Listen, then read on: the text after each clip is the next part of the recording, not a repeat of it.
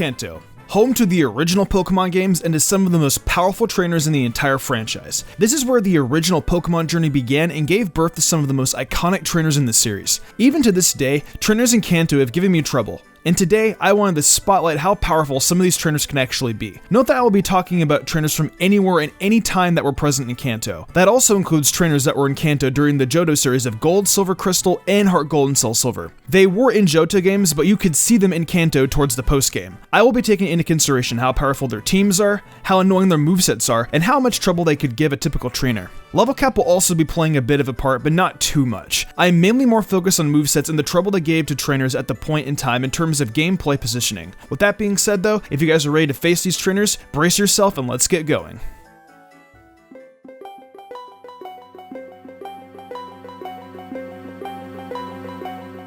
Leading this off in terms of experience and age is Agatha, Professor Oak's longtime rival and member of the Kanto Elite Four from Fire Red, Leaf Green, and Red, Blue, and Yellow. So I guess Agatha doesn't really come off as hard if you have a great second Pokemon like Alakazam or Hypno in Generation 1. If you don't have a second Pokemon like Alakazam and you're facing off against Agatha in Pokemon Yellow, she will have an Arbok that uses Wrap against you. If you play Generation 1 and have seen the move Wrap, you know how irritating that can be. Wrap basically immobilizes your Pokemon to where it can't move at all. I know facing off against this Arbok or any Pokemon that knew Wrap as a kid really annoyed me. Wrap is super irritating to deal with. Other than that, Agatha is pretty easy in Fire Red and Leaf Green and the original Kanto games Red, Blue, and Green. Wrap is also that annoying. That is why she makes it to number 5 automatic.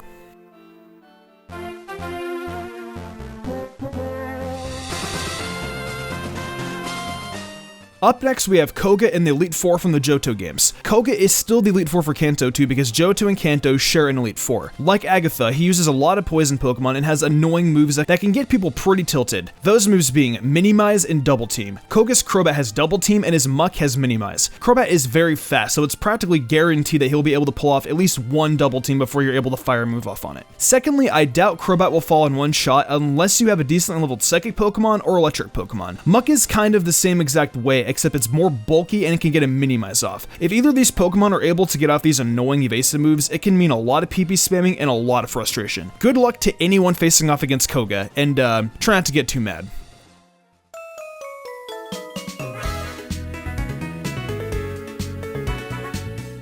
There may be some debate on whether or not Misty should be higher on this list, but personally for me, I struggled a lot against her Starmie as a kid. The best way to beat her Starmie is to either use a Pikachu, or if you chose Bulbasaur as your starter, level it up to Ivysaur and teach it either Razor Leaf or Vine Whip. Those are the best two ways to take out Starmie. As a kid, I was always the opposite of that and choosing Squirtle. And Squirtle, as we all know, is a water type which is not very effective against a water type like Misty's Starmie. I'm also talking more so in Generation 1 because Bite wasn't a dark move until Generation 2. So Pokemon Fire Red and Leaf Green was better because of that. If you chose Charmander or Squirtle though, in earlier Red and Blue games, beating Misty was very tough. A couple of Bubble Beams from that Deadly Star and I practically died every time. My whole team was pretty much wiped out instantaneously. I can't think of any Pokemon that could do well against her. Even having Pikachu was kind of difficult because its special stat was puny in Generation 1. Thundershock is also pretty weak. One hit from Bubble Beam and it's pretty much GG for Pikachu. Unless you want to level it to level 26 for Thunderbolt. Beating Starmie with Pikachu and Thundershock can be done, but just know that it's very, very frustrating. Starmie is tough, and that's why Misty is number 3 on this list.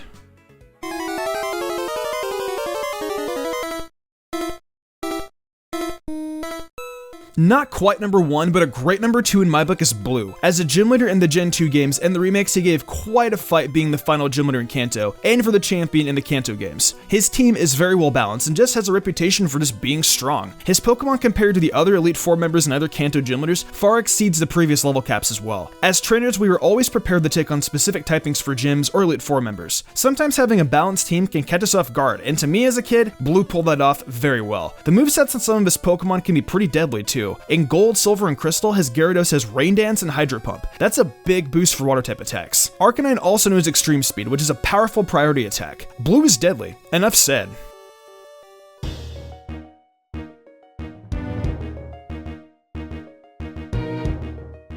A lot of you guys must have seen this come into the number 1 spot, and you would be right to guess it. Red is the most powerful Kanto trainer of all time, and arguably one of the strongest characters in the whole entire Pokemon franchise. This trainer is the definition of silent but deadly.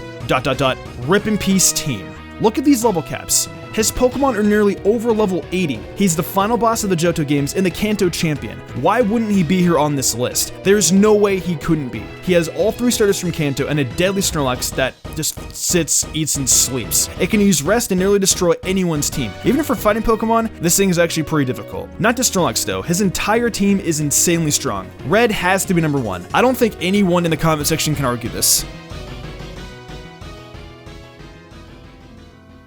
Well, that pretty much wraps up the top 5 hardest battles in Kanto. All these gym leaders and incredible trainers all gave me hard times as a kid and even now. What do you guys think though? Do you have any specific trainers that gave you trouble? Let me know in the comments below. If you enjoyed the video, why not leave a like and subscribe to my channel with notifications on, that way you never miss an upload. If you want to support me further, consider following my Twitch where I stream a lot of Pokemon content like shiny hunting, showdown battles, even Pokemon Mr. Dungeon speedruns. I'm currently in partnership push for Twitch, so if you guys could come down and support, I would love that a lot. Want to support me further and gain cool perks? Check out my Patreon. Fly, Jubilee, and Daniel Leone did, and I want to thank them personally for going above and beyond. It means the world to me. I think I'm gonna wrap this up though. I'm Mystic Umbreon, and I will see you in the future for some more awesome Pokemon content.